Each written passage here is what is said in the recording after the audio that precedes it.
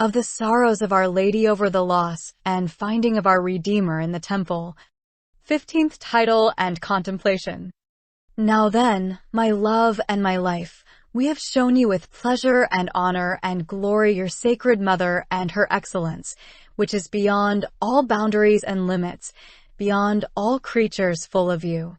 And of this we have given you an explanation to the extent of our power, and according to what it has pleased you to give us in all the extent of the reasons of your infinite love, goodness, and power. But now it is necessary for us to see her in the exercise of love, wholly other and wholly otherwise than she had ever been in her life, even though she may have already passed through something almost similar. Nonetheless, there is no comparison between one and the other.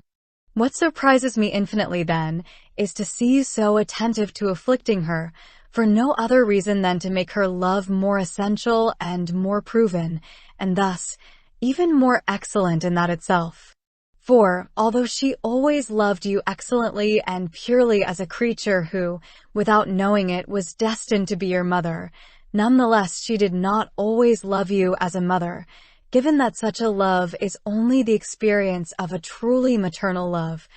with which every good mother naturally loves her children, and that all the more insofar as nature is good in the mother as well as in the children, because of the natural relationship, matching between the two and respect of one for the other, which makes love fairly reciprocal in one as well as in the other. Now, my love and my life, your very dear and very sacred mother, very virginal, is made fruitful by you through the operation and effect of the very Holy Spirit. And you are totally known and loved by her from that instant as God and Savior of men, and then, I say, at an opportune time came forth miraculously and gloriously from her precious flanks as the divine and royal spouse of her nuptial couch. She is endowed and enriched in that itself with the ineffable and incomprehensible gift of maternity, so that, overflowing with all goods, with all love, goodness, perfection, and holiness, she cherishes you infinitely more in the sense and as her very dear and very natural son, than all nature ever did or would ever know how to do in one subject. I mean, if all its perfection were amassed in the subject to overwhelm it with goodness and perfection for this effect. In this way, my love and my life, she is your mother all filled to overflowing with your infinite grace, to the totality of yourself. In this quality and this prerogative, she loves you as her son with infinite love, indeed very conformably to the very deep and very pure love of the grace of vivifying being and spirit, with which she is more excellently adorned and clothed than the queens of the earth are adorned and decked out with their rich ornaments and finery. Because of this, my love and my life, the love with which she loves you is sovereignly pure and sovereignly excellent, very great and very intense, according to pure and very eminent, very essential and very unique reasons of all the divine love, which dominates her and enraptures her strongly from this love and in it.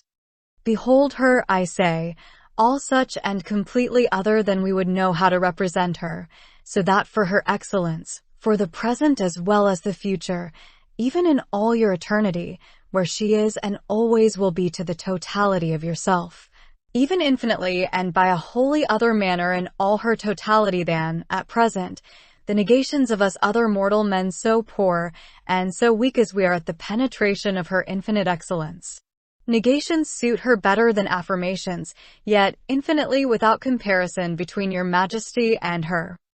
This constitution, dignity, and excellence of hers being thus penetrated and apprehended by that, we are greatly astonished to see you, my love and my life, lose yourself and absent yourself from her in your adolescence, considering that knowing, seeing,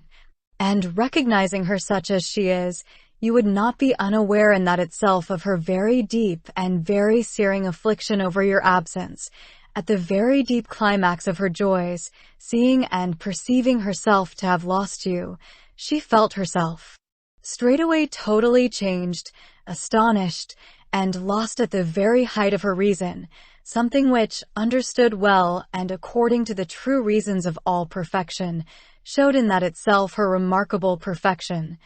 given that it is not proper to the perfection of good nature to be totally and always insensitive, but especially not in such an occurrence as this one, and in the loss that such a mother as yours felt herself to have suffered in losing a son such as you.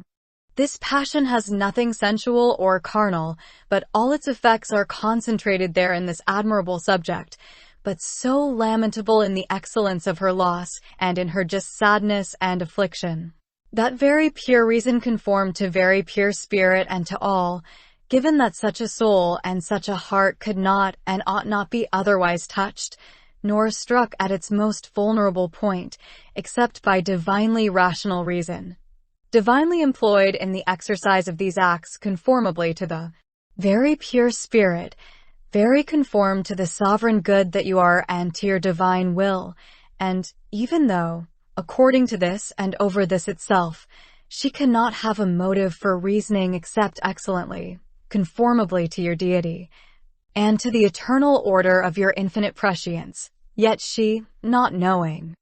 all your decrees according to that itself, still had cause to fear apprehensively at the very least something inappropriately done or said to your infinite majesty, even considering that men did not know you as anything less than what you are, namely, God-man, Savior of men, and thus Master and Doctor of men, to whom you were announcing the eternal kingdom to come. So this poor lady, thus languishing and transpierced by her astonishments, could do nothing but groan and sigh in the depth of her soul and of her heart. But above and beyond all similar subjects of her rightful dread at your absence from her, which transpierced her with a dagger of infinite sorrow, what caused her greatest distress was to see herself deprived of you and no longer to see you. Over this, nothing could console her, so she did not seek to console herself. But since your majesty permitted that she be thus totally all suspended in her very mortal languor, if you had not sustained her and preserved her from death, she would have remained there, beside herself in her painful efforts, dying of very painful deaths and languor of spirit which cannot be conceived, and yet those who have had experience of this conceive of it better than they are able to express it. Now this poor lady went off to all your relatives and friends to know news of you, and even to see if you had not perhaps stopped with one of them, not having found anyone there who could relieve her pain and her unspeakable affliction. Her rightful dread redoubled in her so that, not having anywhere else to look for you, she passed thus in her mortal troubles capable of making her die at once of anguish and sorrow. If your majesty had not miraculously preserved her from it, she passed, I say, through the torrent of death in her heart and in her soul, 3 days and 3 nights, during which time she did nothing but groan and sigh over the subject of his loss, sort of like this, or in some such similar way. Where are you, my very dear son, my God and my all? Why have you absented yourself from me, and what can I have done to you? Do you not know, my dear life and my all, that I live only in seeing you, and that when you are absent from me a single moment, I cannot live a single moment? I say, my love and my life, that this poor lady continued thus her very sad and lugubrious laments in the most intimate part of her spirit, where she suffered the languor and anguish of death, which did not even permit her to be able to form any lament whatsoever. Thus her languor and her deaths detained her above all expression of lament, notwithstanding all consideration, and those who know by experience what are the sorrows and languor of the spirit, but especially over your absence, know that this must be so. Now, the more your mother, my dear love, was excellent in spirit and love towards you, the more, infinitely above every other creature, were her apprehensions and her deaths bitter and painful to her. Judging from this, it is quite believable that God your Father and all the Trinity concurred in her greater affliction for this time, by the destitution that she had of all consolation, effect, and sensible joy of your divinity. And that is so too. For if she had had at her side or within something to lean on, in seeing you and perceiving you inside as formerly, I mean before you had taken your flesh from her flesh, and before you were her true son,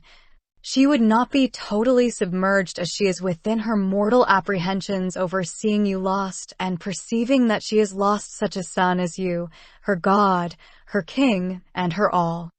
But what justly astonishes angels and men over this sad spectacle is to see you giving her this test. Alas, my love and my life, how is it that you should take pleasure in so rudely treating the most excellent, the purest and holiest of all creatures, in whom there had never been rust or spot to consume, for she had always been purer and more ardent, without comparison in loving you, than the first of the seraphim? And yet, my dear love, here she is being tried incomparably above every creature. All the reasons for this lie in the ardor and eminence of her love toward you.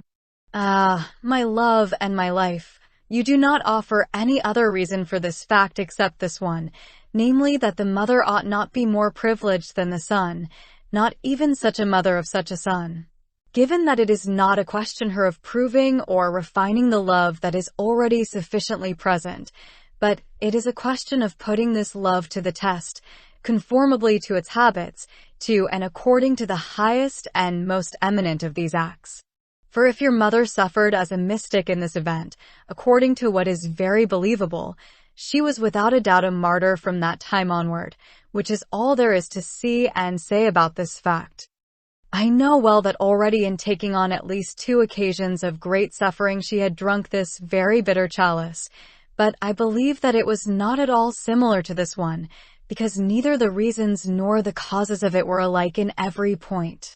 And it is a marvel, indeed a very great marvel, that she did not die overtaken by this chalice of very grave sorrow. And I also believe that this present chalice has a greater effect upon her than the future chalice that she must drink during all the time of your bitter passion, but especially at the point of your crucifixion and death.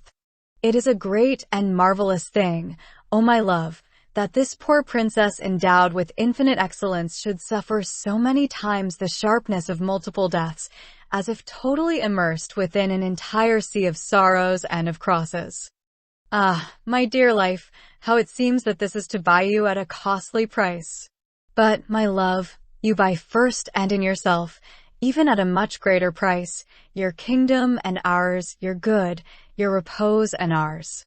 I know well that that is done according to the laws and the order of infinite and reciprocal love between you and your father, between you and your mother, and between your mother and you, and then between you and your friends and you. Angels and men are in admiration at this, but especially to see both of you suffering for one another,